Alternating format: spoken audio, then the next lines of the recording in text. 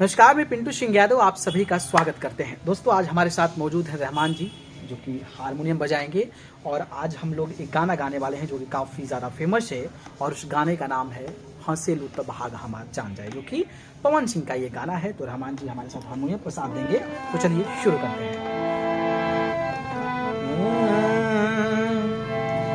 हंसेलू तब भाग हमार जाग जाए, हंसेलू त भाग हमर जाग जाए, जा हमरो तुहरा के लाग जाए, जा हमरो तुहरा के लाग जाए।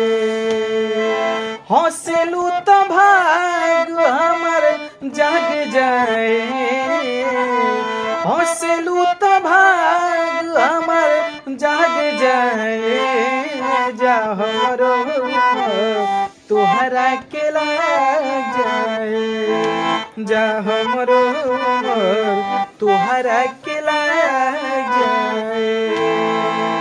मिलके जब जालो मोरे धान हो, अजियरा जरेला छने छने। मिलके जब जालो मोरे धान हो, जियरा जरेला छने छने।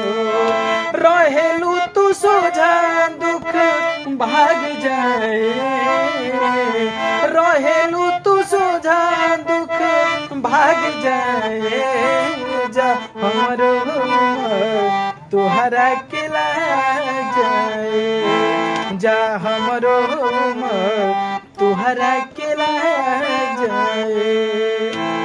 चलनी के चलल मोरे रानी, बनल रहे तुहारी जवानी।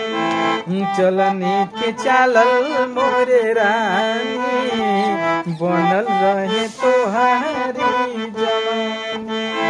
रूपवा सजावल गोले दाग जाए, रूपवा सजावल गोले दाग जाए, जा हमरो तुहरा के लाग जाए, जा हमरो तुहरा के लाग जाए।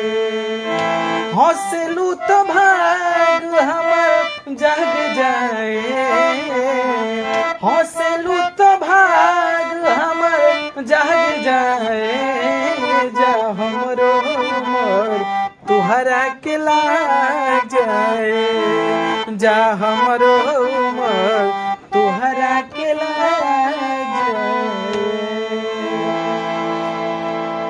तो दोस्तों, ये वीडियो कैसा लगा और रहमान भाई का हारमोनियम का ताल कैसा लग रहा है, कमेंट बॉक्स के माध्यम से में जरूर बताना। क्योंकि पिंटू भैया का गाना तो मुझे बहुत अच्छा लग रहा है, आप लोग कमेंट के द्वारा बताइएगा। और वीडियो पसंद आएगी तो इसको लाइक करिएगा, कमेंट करिएगा और ज़्यादा से ज़्यादा शेयर करिएगा। ठीक है, धन्यवाद।